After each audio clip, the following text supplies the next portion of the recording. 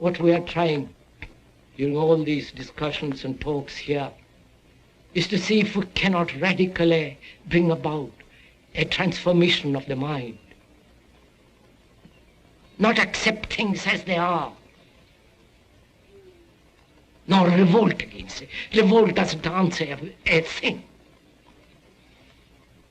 But to understand it, to go into it, to examine it, give your heart and your mind with everything that you have to find out, a way of living differently.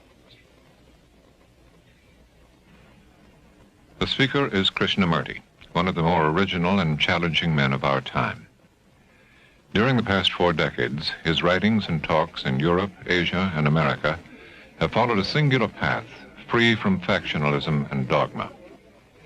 This talk, Freedom from Fear, is the third in a series of 8 programs in which Krishnamurti speaks directly to those subjects which most profoundly affect the human condition: love and death, fear, and our discontent.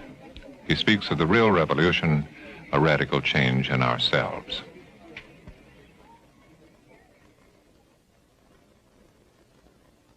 Considering what the world is now, with all the misery, conflict, destructive brutality, aggression, tremendous advancement in technology, and so on,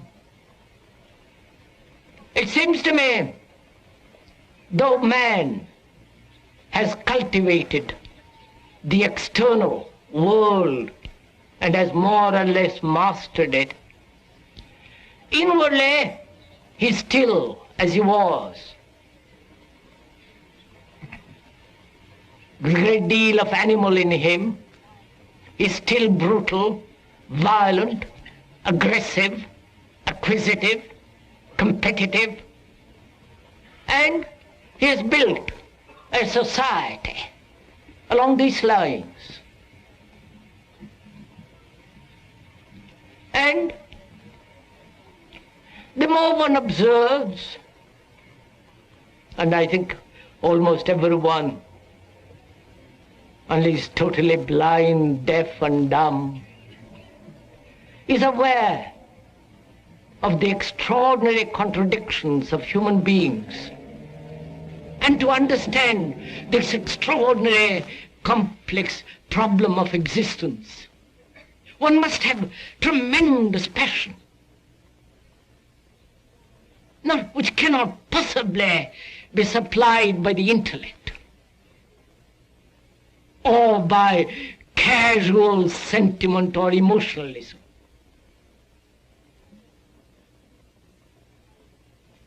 Or the passion aroused by committing oneself to a particular course of action, or belonging to a particular political or religious group. That does give certain quality of intensity, a certain elan, a certain drive. But through it all, there is the demand for gratification, for pleasure. And the whole structure of society, with its morality, with its gods, with its culture, with its entertainment, is based on pleasure. So we hope that you will so listen to what is being said, not hear a lot of words, to a lot of ideas, because ideas and words are not the fact. Ideas and words never bring about a radical revolution, a mutation in the mind.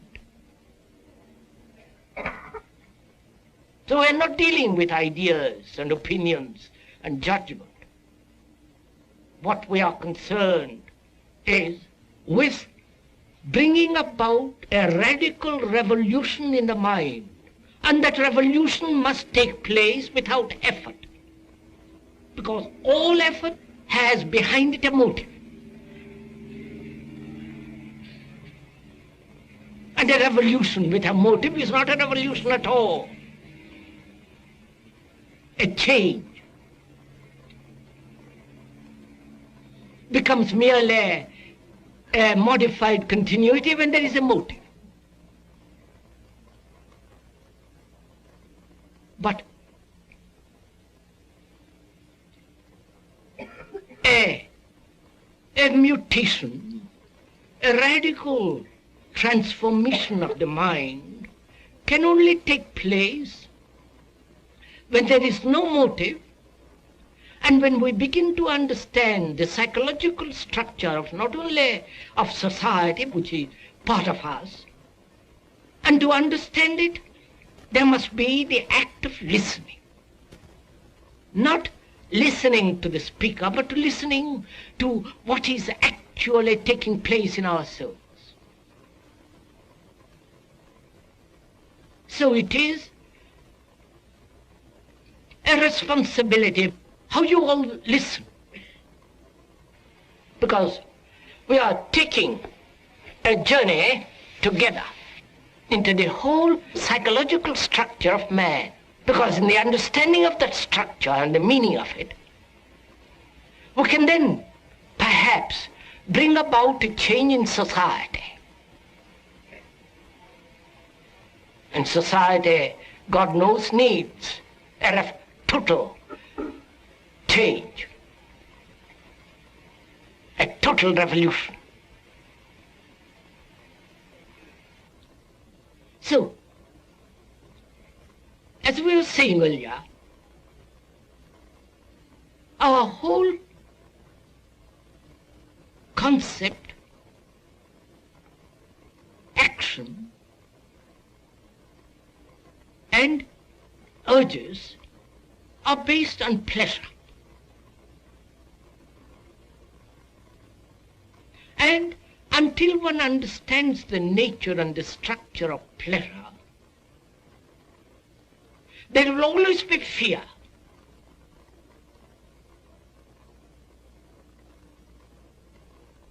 Fear not only in our relationships with each other, but fear of all life, the totality of existence.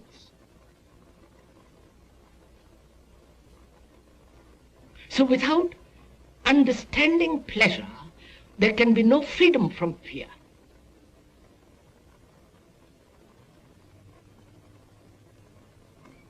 And we are not denying pleasure. We are not advocating puritanical way of life, a suppression of pleasure or a substitution of pleasure, or the denial of that thing that we call great satisfaction. We are examining it. And in examination, there must be freedom from opinion. Otherwise you can't examine.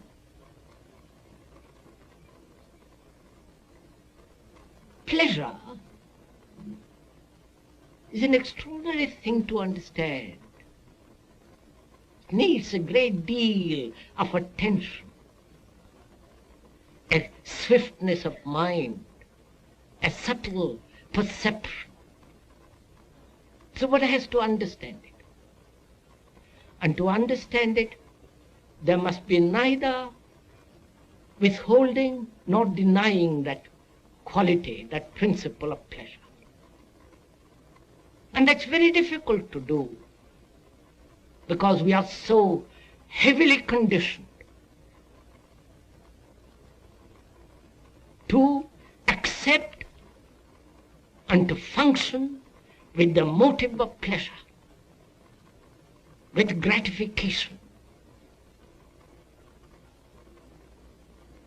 Therefore, we are always limiting our total attention. We look at life in fragments.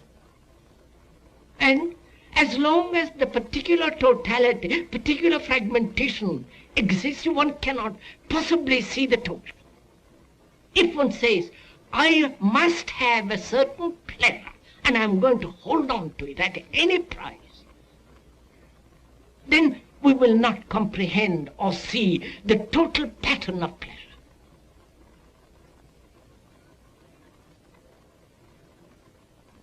And we are concerned with seeing the totality of pleasure, what is involved in it. The pain, the frustration, the agony.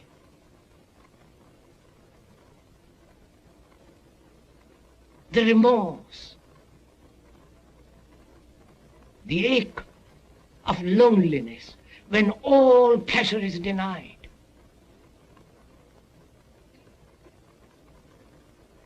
And naturally, escape from all that through various forms, which again is the continuation of pleasure.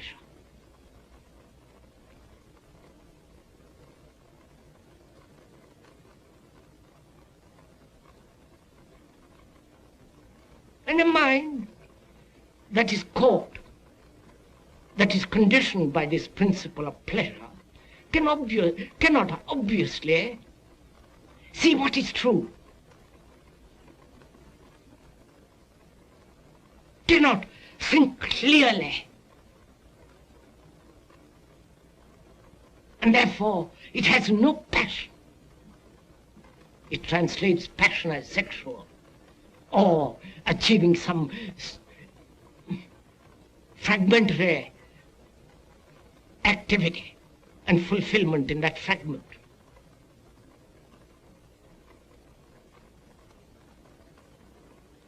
So where there is no understanding of pleasure, there is only enthusiasm, sentimentality, which evokes brutality and callousness and all the rest of it. So what is pleasure? Because without understanding pleasure, there is no love. Love is not pleasure. Love is not desire. Love is not memory.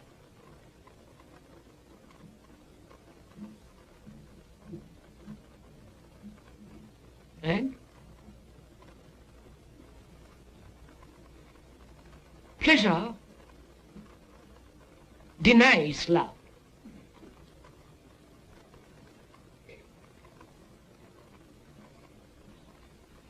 Therefore, it seems to me, it is important to understand this principle. Surely, pleasure is desire.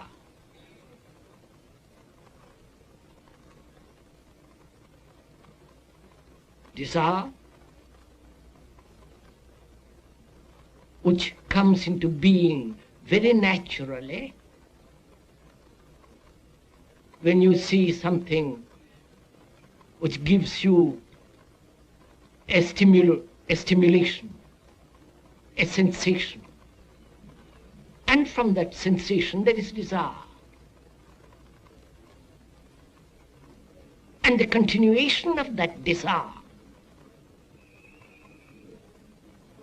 is pleasure. And that pleasure is sustained by thought. I see something, and in that contact with it, there is a sensation. The sensation is the desire sustained by thought. Because thought is the response of memory. That memory is based on other experiences of pleasure and pain. And the thought gives to that desire the sustenance, the quality of pursuit and fulfillment. One can see this in oneself very simply. If one observes, it's all there in front of you. And the quality of observation cannot be taught by another. And if you are taught how to observe, you cease to observe. Then you have merely the technique of observation, which prevents you from actually seeing yourself. For yourself is the whole of mankind, with all the aches and the miseries, with the solitude and loneliness, despair, the utter loneliness of existence, meaninglessness of it all. And when you do so observe, it unfolds endlessly, which is life itself. Then you're not dependent on anybody, on any psychologist, on any theologian, or any priest, or any dogma.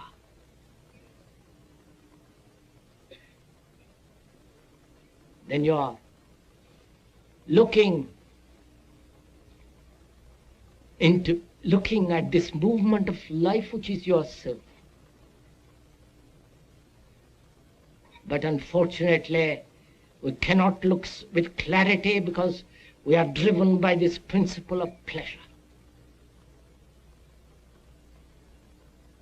So to understand pleasure, one has to understand the structure of thinking.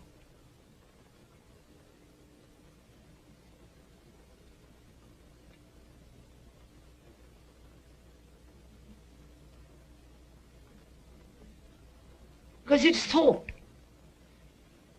that gives continuity to pleasure. I've had an experience of pleasure yesterday, of different kinds, and thought thinks about that pleasure.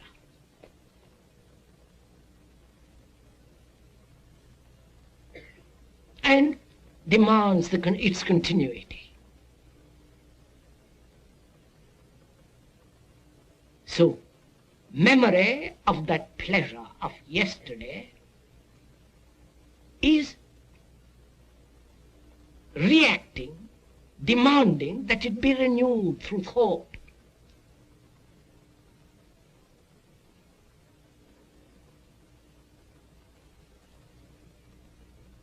And thought is time, thinking about the past pleasure, past gratification, yesterday's delight and enjoyment. And that thought demands its continuity now. And thought projects the tomorrow's pleasure.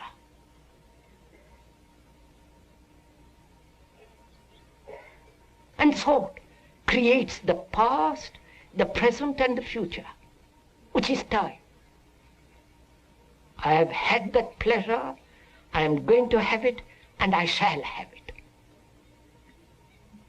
This time quality is created by thought, bread put together by thought. And thought is time, and it is time that creates fear.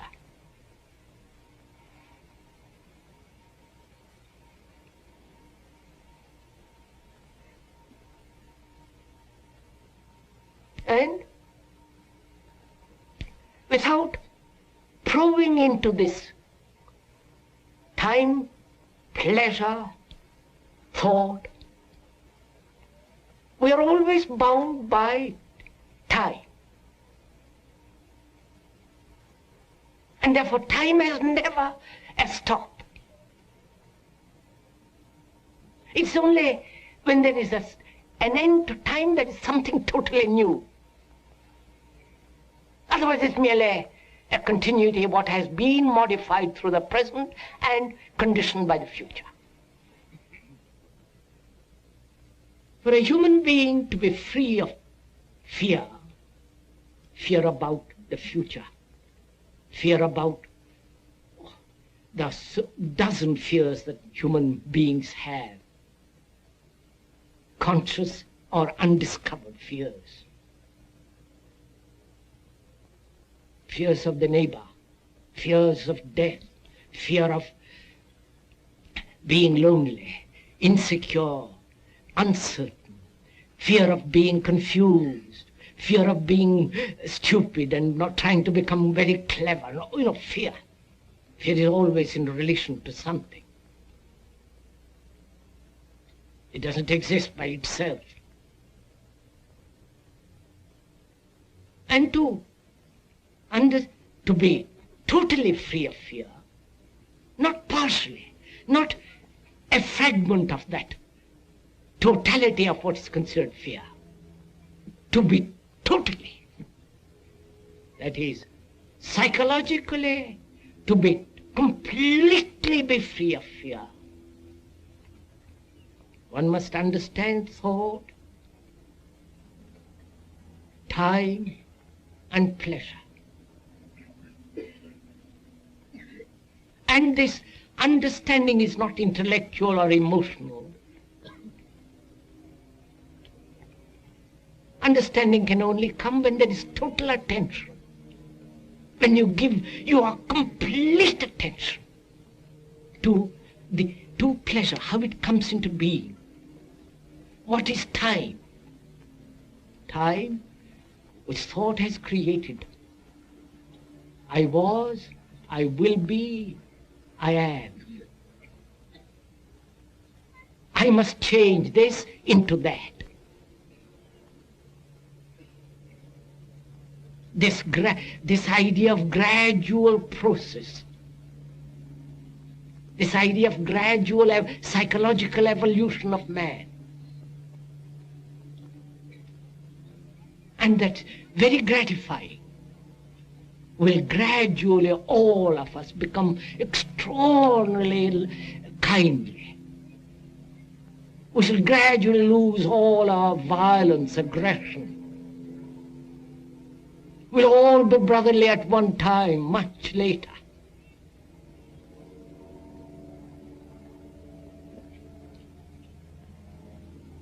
This gradual concept, which is generally called evolution psychologically, seems to me so utterly false.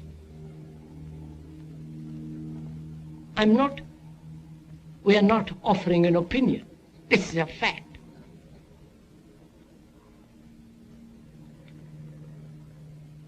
Because when you give your attention to something completely, there is no time at all. You don't say, I will do it tomorrow. In that state of attention, there is neither yesterday, today, or tomorrow. Therefore, time has come to an end. But that ending of time cannot possibly be when there is the center as the principle of pleasure. Pleasure has in it pain. The two things cannot be separated. Pleasure is pain. If you have observed,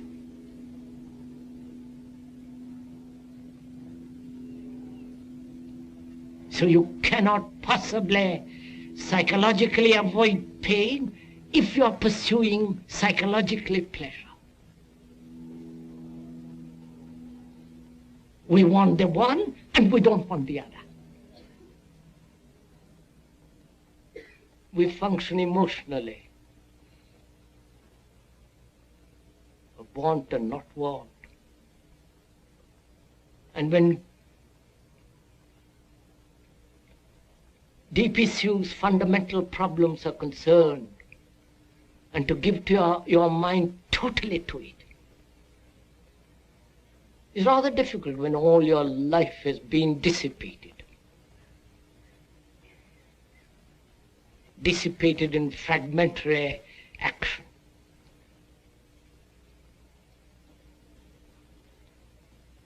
And when we do act totally, we only do it when there is a crisis, then you wake up and give your whole attention.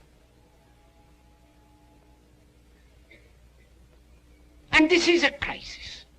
A talk of this kind is a crisis, is a challenge. You can't just push it aside.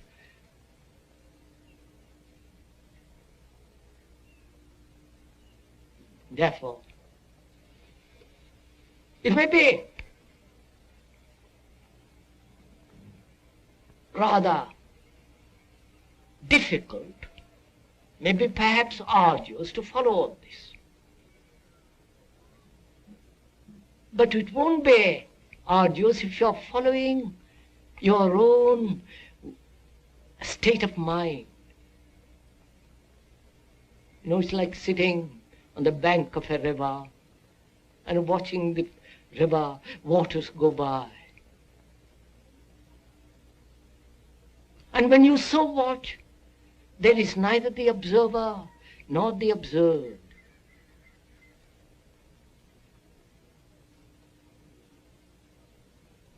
There is only a movement. But that to observe, that there must be no fear, no tide, no sense of pleasure and the demand for gratification. Then in that state you can observe the whole movement of life. The movement of life which is agony, despair, the ache of meaningless existence, the routine, the boredom, the great fears as of death, which we'll talk about another day. So you can watch all this. And when you so observe, the observer is that which is observing. And then you can go beyond all this. And the mutation can only take place in the mind when time, pleasure, and fear have come to an end, and therefore there is a certain dimension of quality which cannot be approached through thought.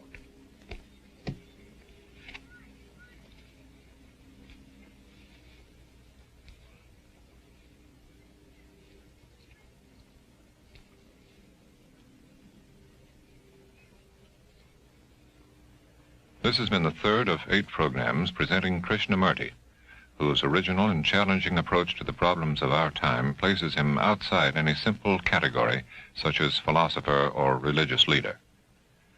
Filmed in the Ojai Valley in California, the series represents the first time that Krishnamurti has permitted his talks to be filmed. The next program is called Meditation.